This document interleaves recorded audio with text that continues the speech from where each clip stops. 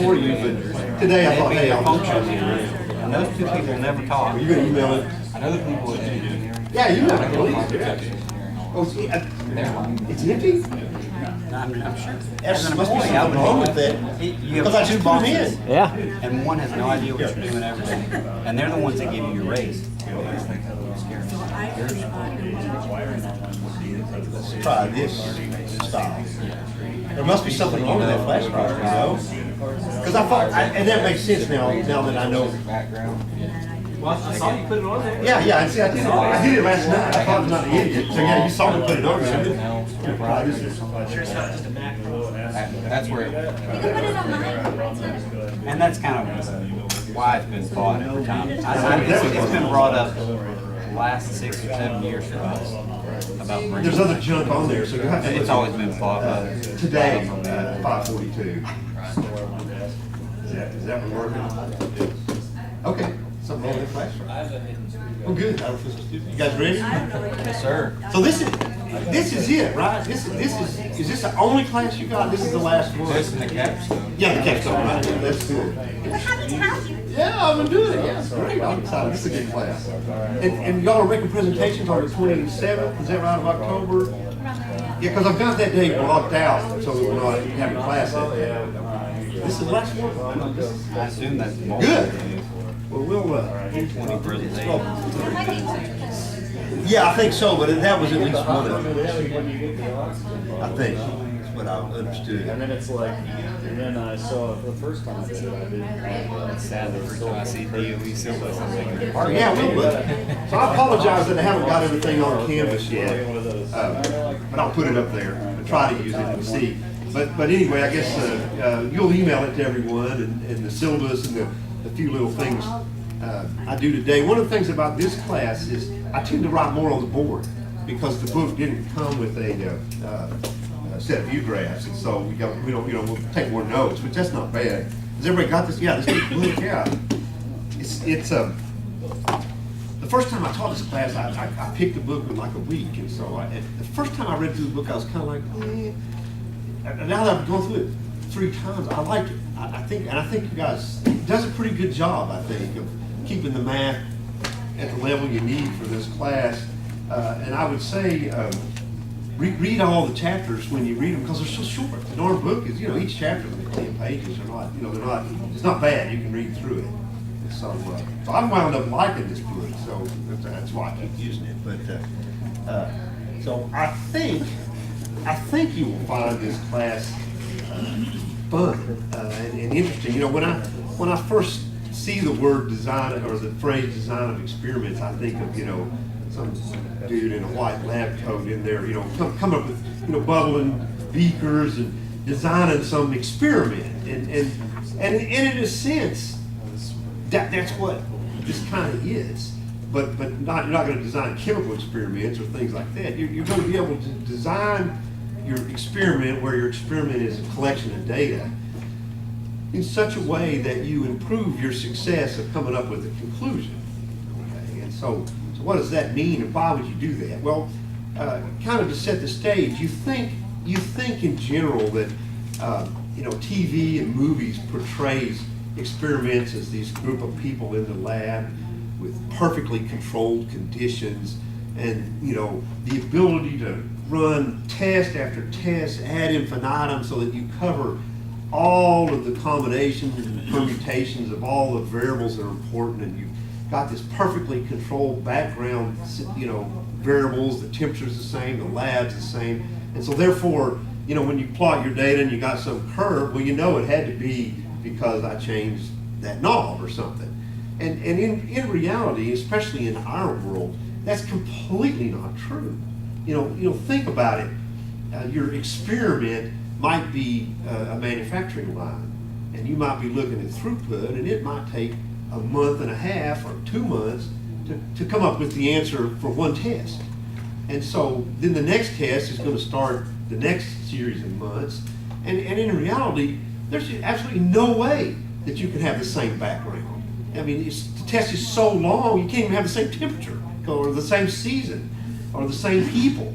And so in that case, you're hopelessly lost with the inability to control everything or to do every possible replication. You know, a darn test took two months. How are you going to now tweak the knob 10% and redo it, tweak the knob 10%, and oh yeah, by the way, now change the color of the raw material and do it again? Oh, forget it. You know, we'll be making conclusions 5 years from now. That's ridiculous.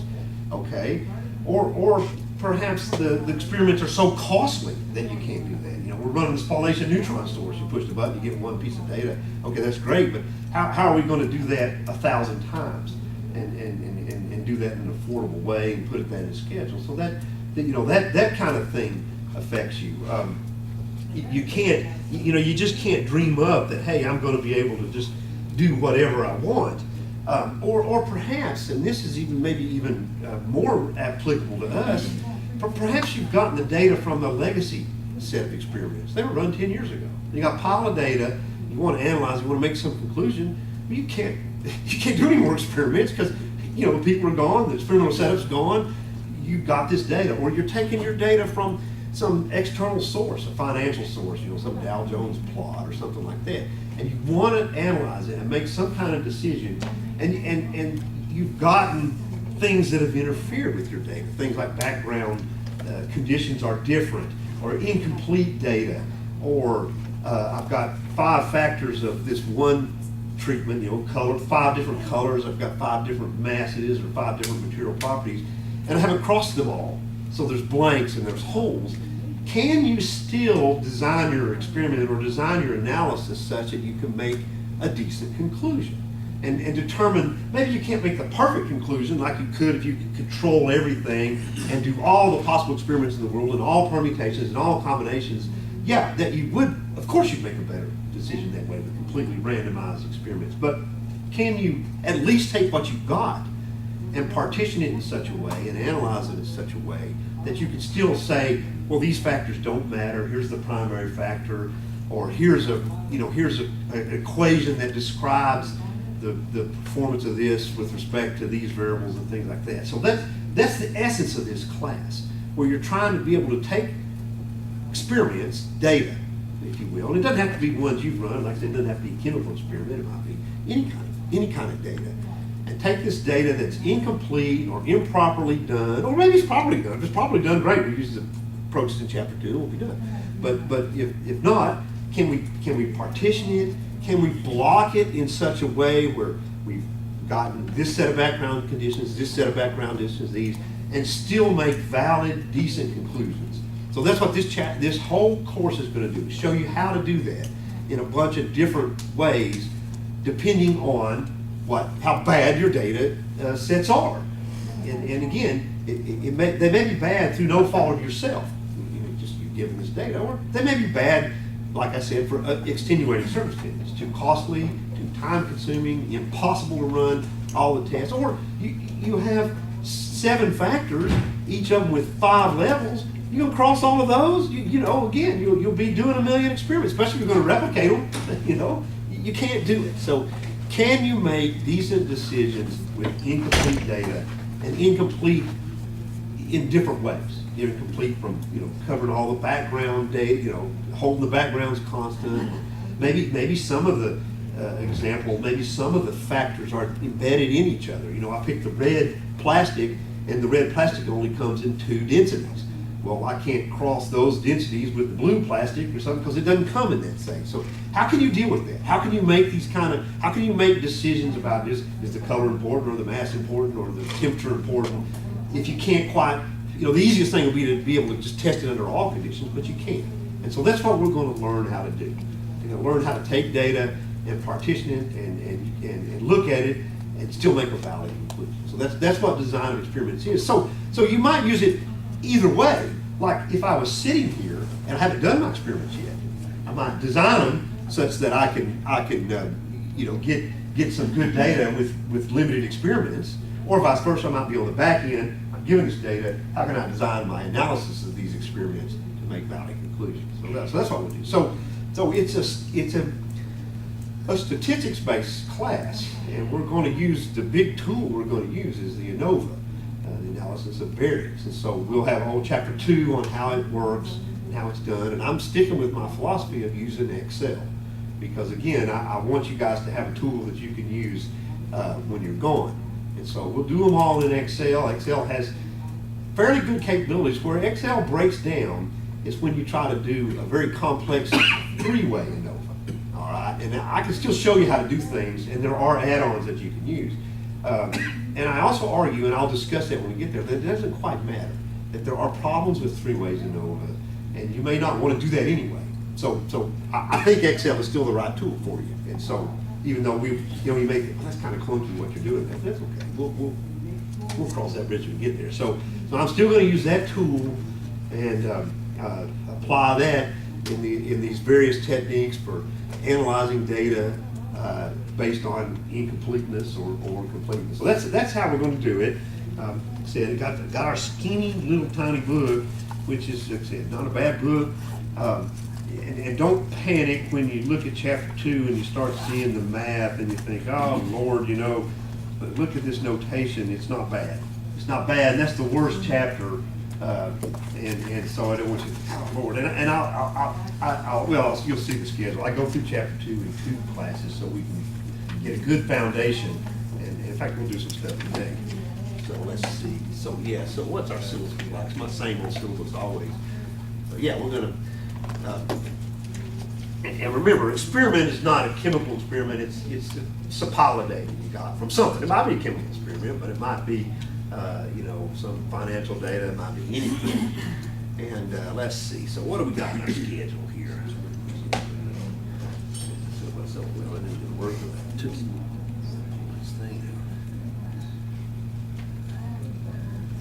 Stick that back in. So yeah. So I think. Let's see, we get off fall break on the 6th and on Thanksgiving, and then Carla told me you all were doing presentations that week for your, so I don't think we have class that week, because I think some of the presentations will be on that day. And even if we did have class, we probably wouldn't come anyhow. So this class, as far as this class is concerned, we'll call that one a holiday anyhow. So Well, you'll have to be there too, won't you? Yeah, I do, if you got to make presentations, but yeah. But if she changes it in any way, we'll take that off. So let's see, what do we got? Okay, yeah, here, I was talking about this. I got a midterm, and I got our homework, and I was just trying to do that in case everybody doesn't show up or something. But I haven't always given a final, because this is your last class. And so, maybe I'll give a little one problem final or something easy, because by that time, you probably won't care about final. I don't think I did. I don't think I gave one last time. So maybe, like I said, maybe it would be simple. So that's why I made it small. So if you object to that, discuss it with me. We can have a big final if you want. It's up to you. I figure everybody will be pretty much tired by then. Let's see. So here's our schedule. Let's see. Yeah. So and we can rearrange this. But I cover the whole book, and in fact today we'll just do this. And like I said, a lot of the notes are on the board because I don't have this canned view graphs like I do for some of the other books, which is better, I think. But I do have some, and I have some that I've made, and I'll make more as going. I got all the Excels like I used to do in the statistics. Got all of them for download. You can have them all, of course. And things like the ANOVA. I do have some view graphs because I pulled some of them out of the statistics class. Some of them you've probably seen before and stuff, and so they're there. And so I'll go through this in more detail. It'll make sense to you what these mean. But basically, when I go through it, what we're looking at is more complex techniques for dealing with worse and worse sets of data. It's basically what it is. So you start out, oh wow, what can we do if I had the perfect experiment, and then we get worse and worse things that cause more and more problems, and how do you deal with them? Until we get to where we just can't deal with them anymore, and we should switch gears and we do linear regression and response surface, which is just a different way. Instead of analyzing it with ANOVA, we're fitting curves.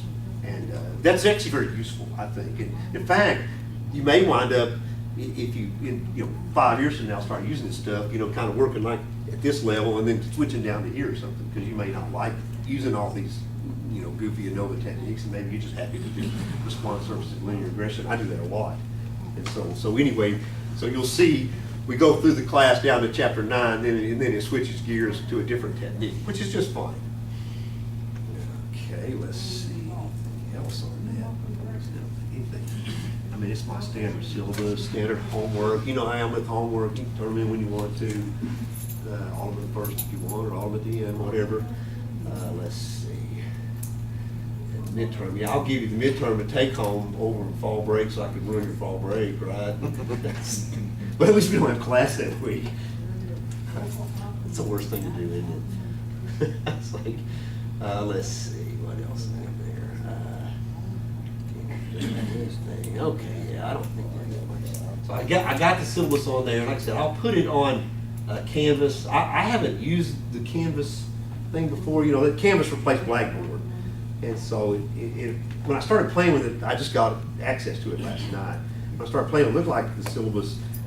They wanted me to put it in as a table that exists on Canvas and can't download. I'd rather you be able to download. We've got it now anyway, but if that's the case, I'll wind up putting a lot of things in the folders and stuff. But we'll see. We'll see. But anyway, I'll get all this stuff on there for you.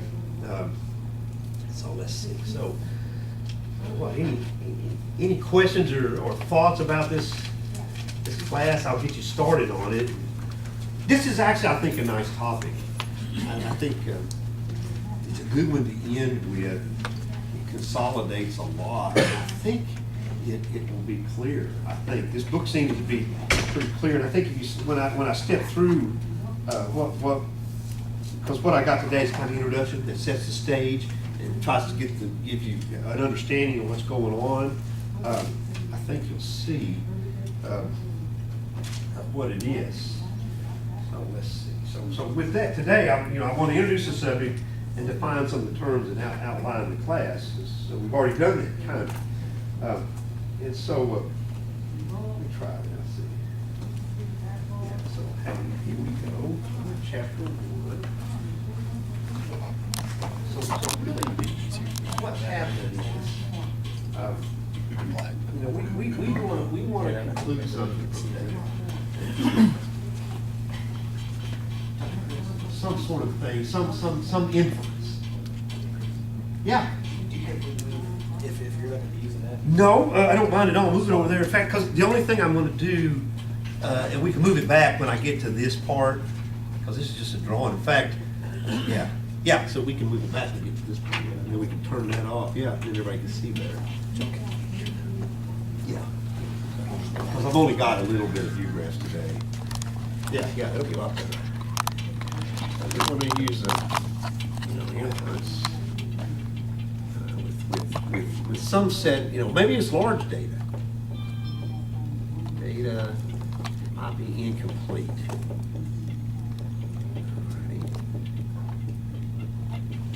Again, like I said, you may have background. By background, I mean thinking of background variables like temperature, time, the things that you generally control that are in your way. And so,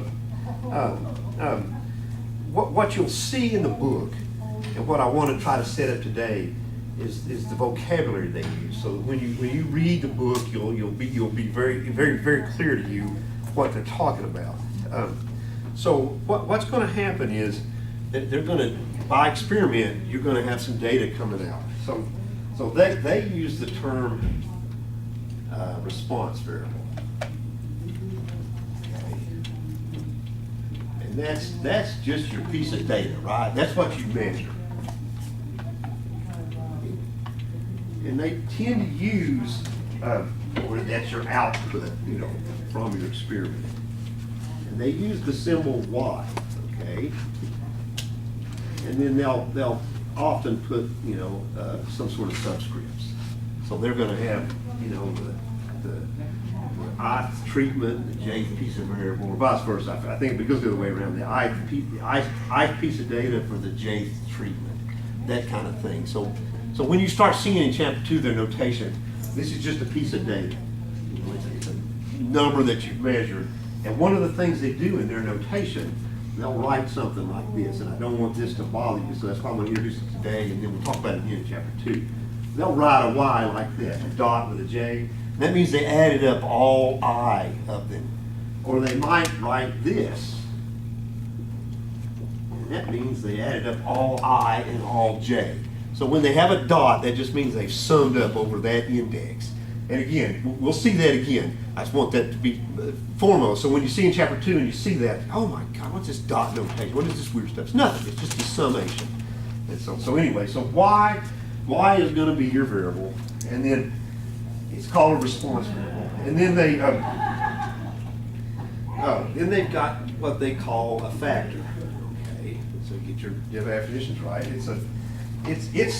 It's what you change to make, your output vary. Okay, so in a sense, if you will, this is x, right? So now we've got y is some sort of a function of x, right? And there may be a lot of factors, right? There may be time, temperature, color, size, mass, position, any kind of thing. So your words are, we've got a response variable, that's our data, factor was what we changed. And so just remember that. And then they use the term level, and that is a specific level or condition of factor x. And these things are all defined in chapter 1. So you can read their words of them as well. So you've got y is what's coming out, x is what you're changing, level is the levels you set x at. Okay? So when you read that, and then the last definition, maybe I'll write it up here, so it's getting low down there, is treatment. Okay, treatment, that is the set of conditions under which you observe y versus x. So these are your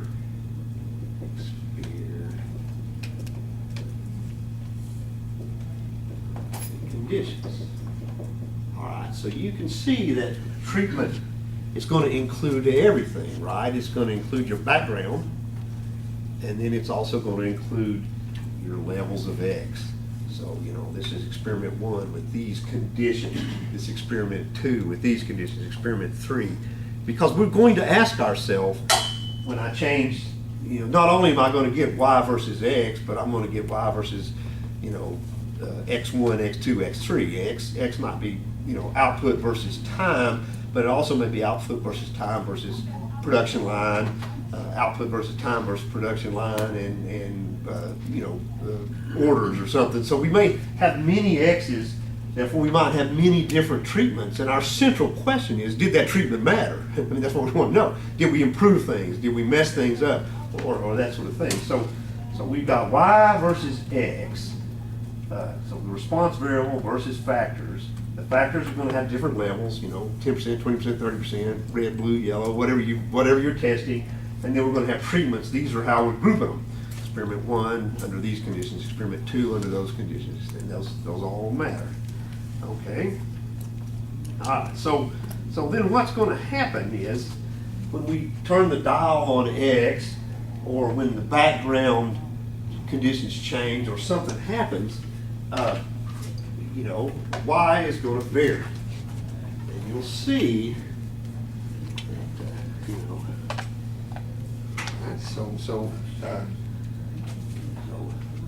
y, which is our output, is going to vary. Gee, what a surprise. That's what we wanted it to do, right? We turned the knob, we wanted it to change, or we just sat there and measured things and it changed. Oh, well, so that means, there's two kinds of ways it's going to vary. One is just, some common cause, like noise, right? Maybe it's noise, right? It's background. Okay. And these common cause, they're called common because they affect, all the treatments, right? And then Then there's what we're looking for, the assignable one.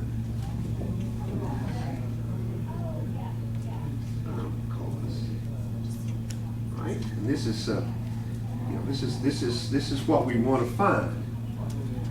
Okay, so now let's see. So what do we do? Well, for example, the book gives you an example. Let's see. So we've got. Let's look at the book and example. We'll talk about this. The example is you got a water source. Okay, and you want to look at the pollutants in it. Okay. And so now we're going to say, so we've got two sensors, and we'll talk about it. We got two sensors. We're going to take quarterly samples.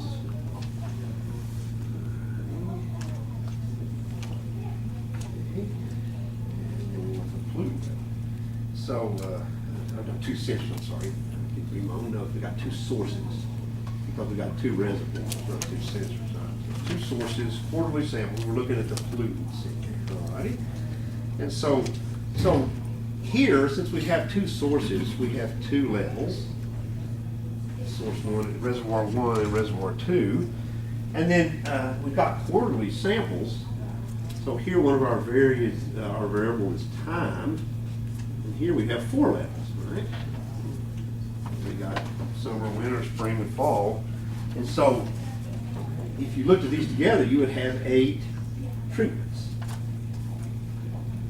Right? Because we've got source 1 each 4 times a year, source 2 each 4 times a year.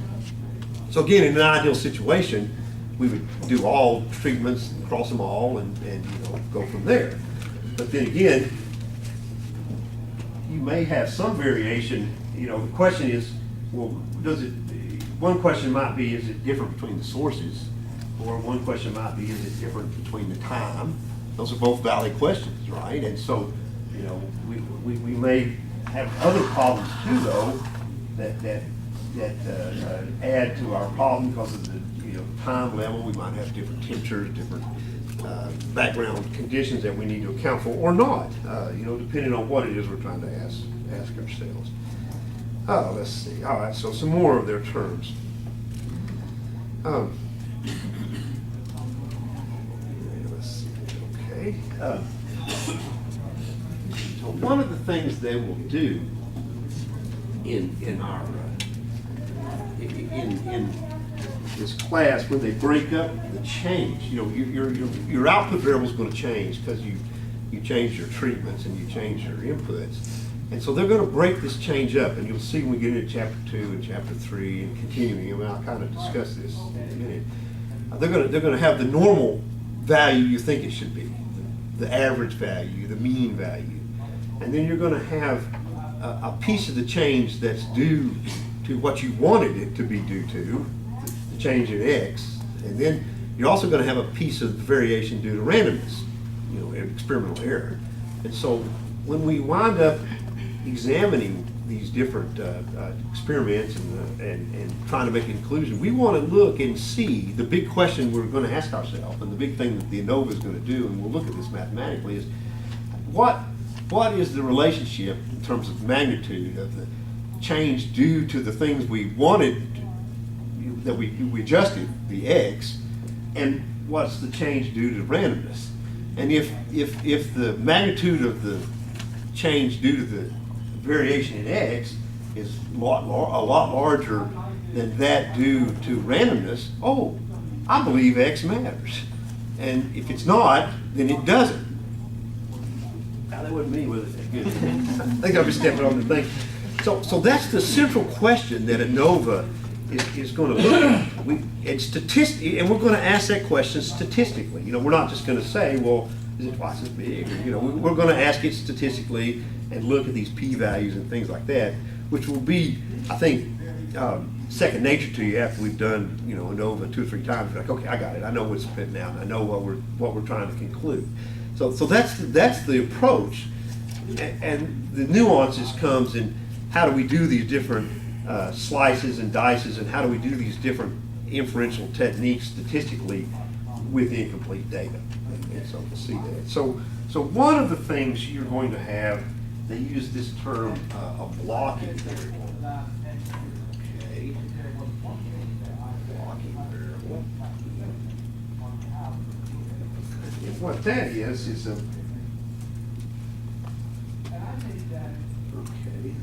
and I'm just going to write its definition directly. So it's a variable. Let's see, it's a variable whose effect is substantial, but is not the effect you are studying. Okay. So what do I mean by that? And I'll add a sentence to it too. And you'll understand this word. So it's a variable that's important. It's one that actually matters, right? But it's not the one we're asking the question about. For example, like our throughput. So we want to know if our manufacturing system throughput is affected by, say, the speed of this certain machine.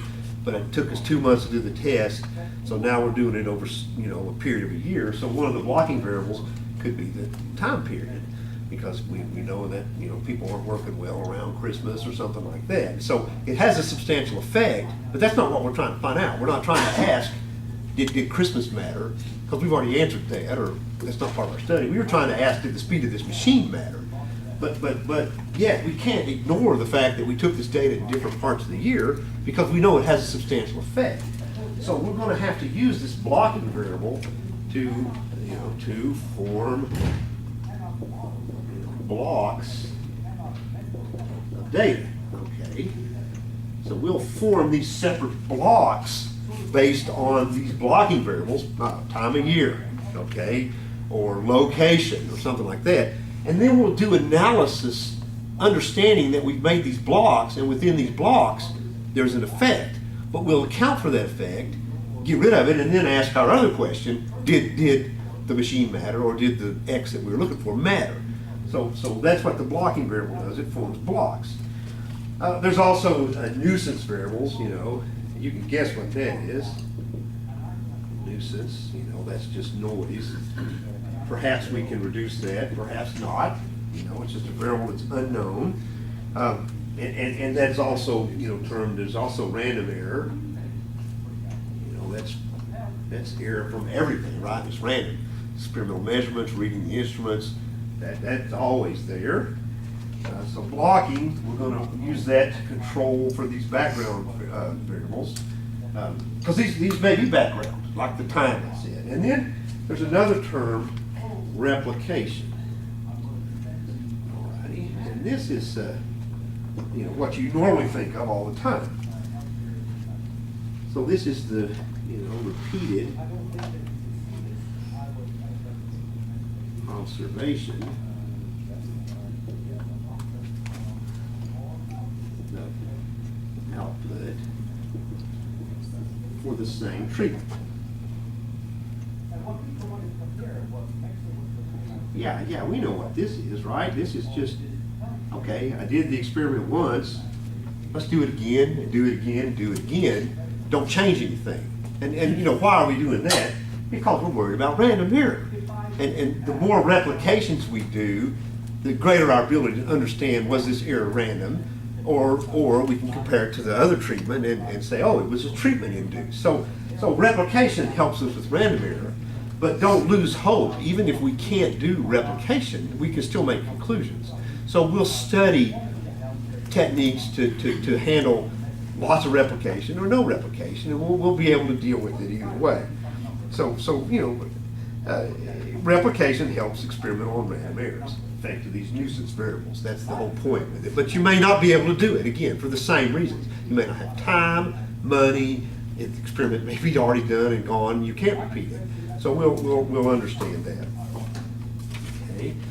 And then there's two other words that they use to describe these things. And the reason I'm going through this is this way it'll make sense, because I'm trying to help you make sense. You know how when you come up to a new subject and you look at it, if you open the book and you looked at the table of contents, you'd be like, what are we doing? You know, what does this mean? What Latin square? What's a 2F and a 3F? What is this? If I always feel like in class, if you kind of get the stage set, at least then you don't, or I don't anyway, panic every time I come to a new chapter. Like, God, what is this now? Where does this fit into the broad scheme? And I think you'll see when I get to the next page of notes how this subject actually all fits together quite well, and it steps very linearly in our book up until chapters 10 and 11, which again is a gear shift, and that's okay. I mean, you know, you have to gear shift sometimes. So two more terms. Let's see. We've got. You might have completely randomized design. Okay. I can succinctly define that. Okay. So in this case, you're assigning your treatments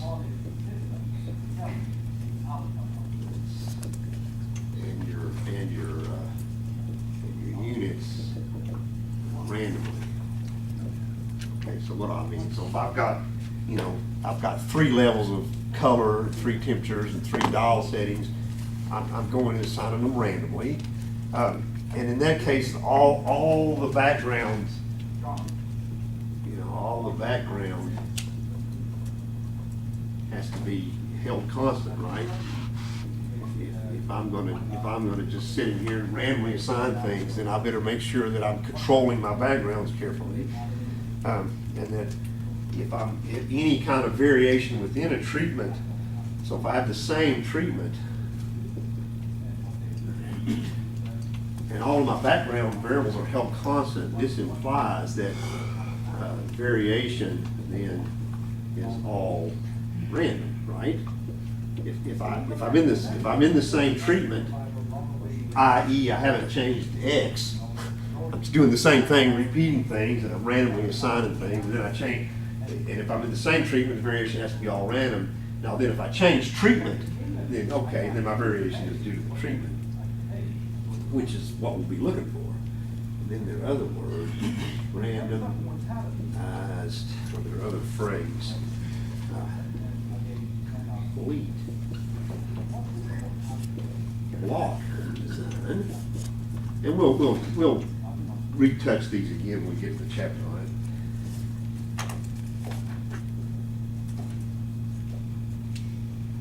Okay, yeah. So here, let's do our words. All righty. So let's see. Complete means all treatments occur in each block. Okay. And then randomized means the treatments are assigned at random in each block.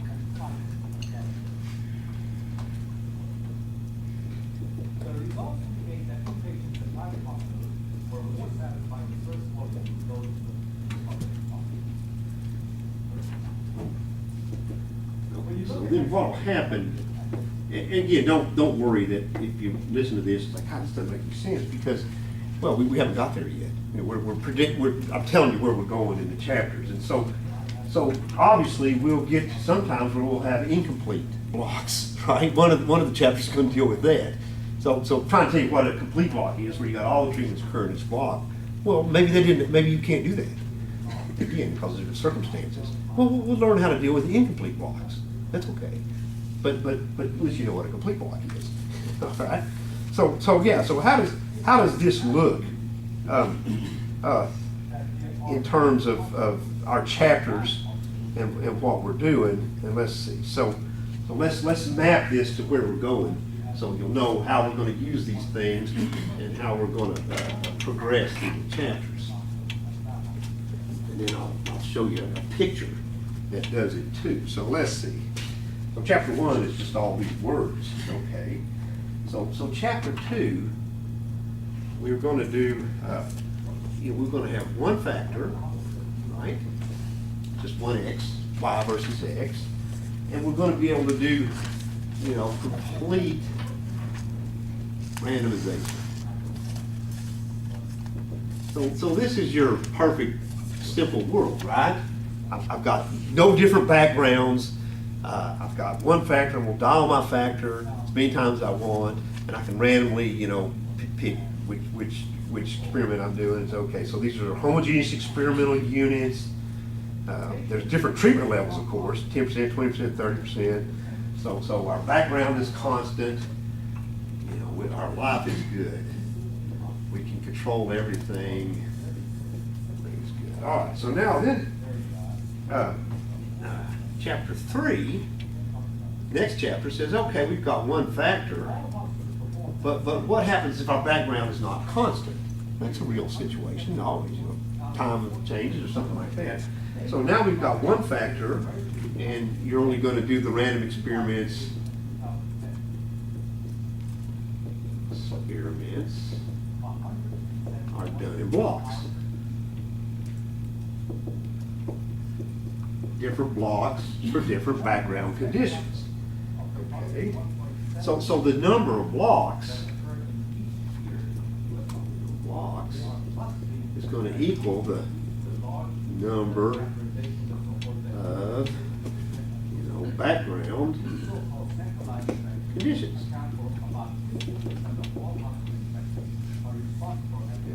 So for each set of background conditions, we'll have a block of data. So now you can see we've gone from the best situation to now the next worst. One factor, but we couldn't control all our backgrounds. How do we deal with that? How do we help that? Okay, now what do you think we're going to do in chapter 4? Well, we're going to go back to this good condition, but we're not going to have one factor, right? So 2 or more factors. Okay. Alrighty, but we can control our background, so we'll have complete randomization. So remember, that word complete meant every treatment could occur in every background. So let's see, all levels are one. So what we'll do, you know, we'll take, this is chapter 4, so we've got, you know, we'll take all levels of one factor, alrighty, and we'll cross it with all levels of the other. Right, so if I've got factor A and it's got 3 levels, and I got factor B and I got 3 levels, I got 9 experiments. Got factor C, I got 3 levels, I got 27 experiments. But that's okay. These are quick experiments.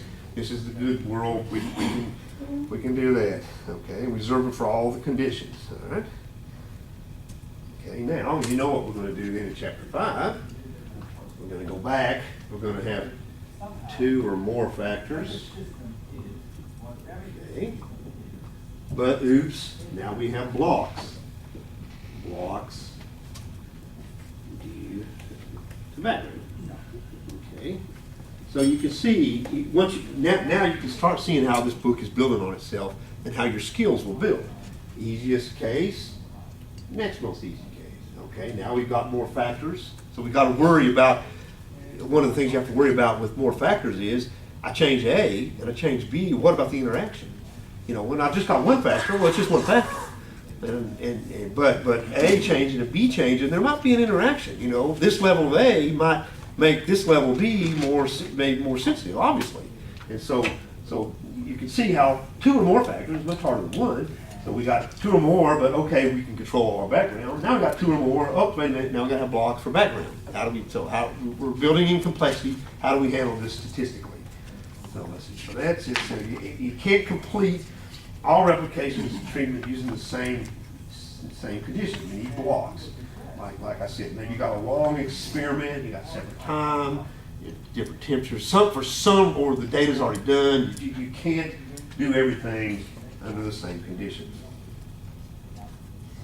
All right, so now we're going to get even worse. So now chapter 6, we got 2 or more factors. And then, oh, wait a minute. Okay, some levels of some factors.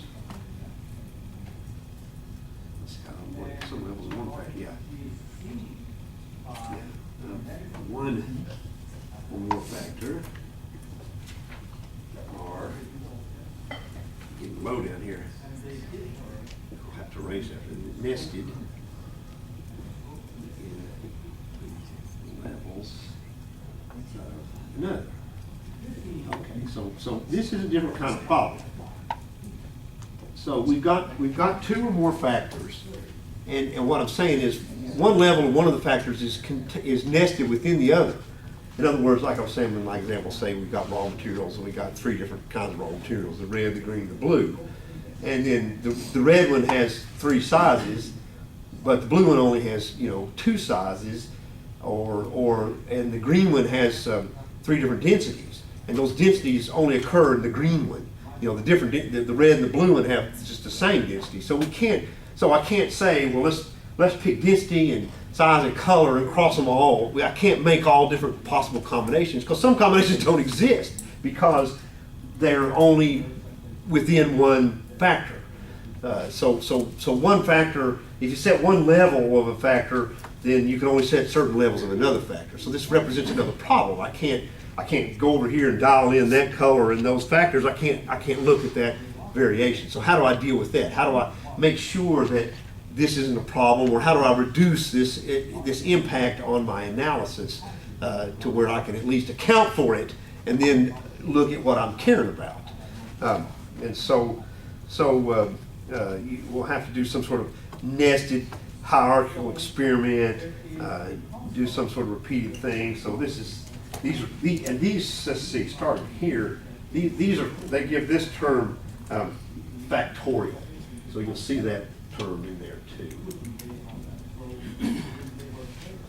because they've got more than one factor. So this adds a complication, because you can't just go across all the different terms. Okay. So now, and you see, you've kind of gotten almost to the worst. Well, how can I get worse than that? Multiple factors, two or more, in blocks, some are nested. I'm getting pretty bad. Okay. And then what we're going to do is move on to chapter 7, where we've got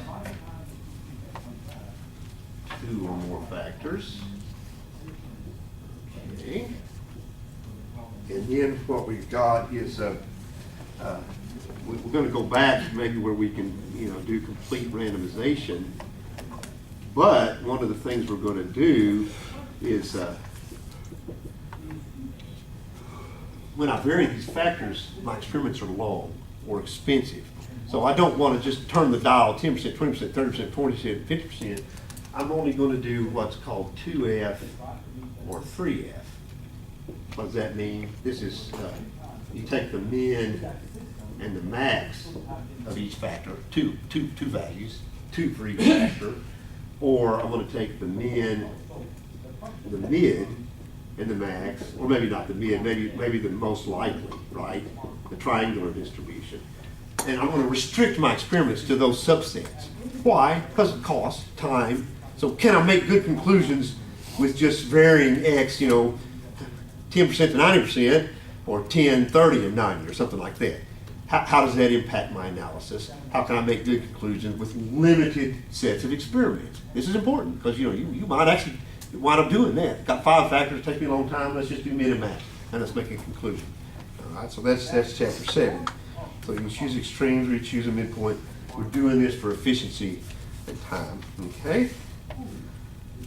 But hey, we do have the ability to use the same background for all these 2F and 3F experiments.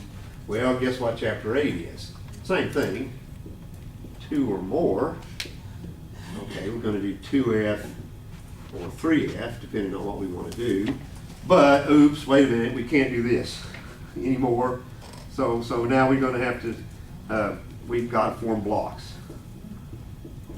Blocks needed to different backgrounds.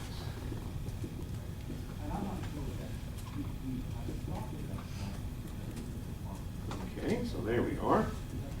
So now, oh goodness, now we've got these, we're getting worse. Yeah, bless you, we're doing min and max or min max.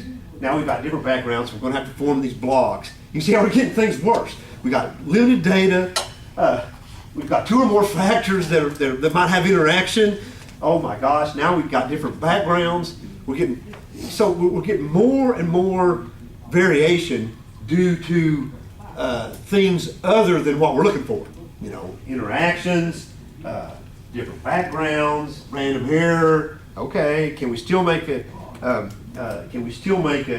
conclusion? And so we'll introduce a concept called confounding in here, where you know you can see what it's doing. It's talking about confusing, and then the last chapter gets even worse. We're going to do the same thing as chapter 8, 2 or more, 2F or 3F, but even worse, we can't do all the experiments. Oh God, because it's just getting too big, right? So now, can we do a subset? Can we do a well thought out subset and still make a conclusion? Now granted, I'm not being, you know, we're not doing magic. If you can't do an experiment, it's one of the factors. Well, you certainly can't figure it out if we can't make up stuff. But can we look at what's going on and make a decision about which ones to eliminate, which ones that don't look like they're important, and then make a decent decision with the same data on the ones that we have remaining. So that's what we want to do. And so in that case, we'll learn about aliasing. And you've probably heard about that in maybe in Fourier transform. And then we're going to learn about, you know, talk about resolution. So what do these 2 terms mean? Well, you know, resolution means, do we have the resolution to pick out that effect? Or have we screwed it up by the fact that we're doing incomplete experiments? And aliasing is, you know, hey, I threw out this effect over here because I don't have enough experiments, but it's still there. And did it put some, you know, aliased results in there? Did it mess up my results? Am I looking at this thing, this change that I think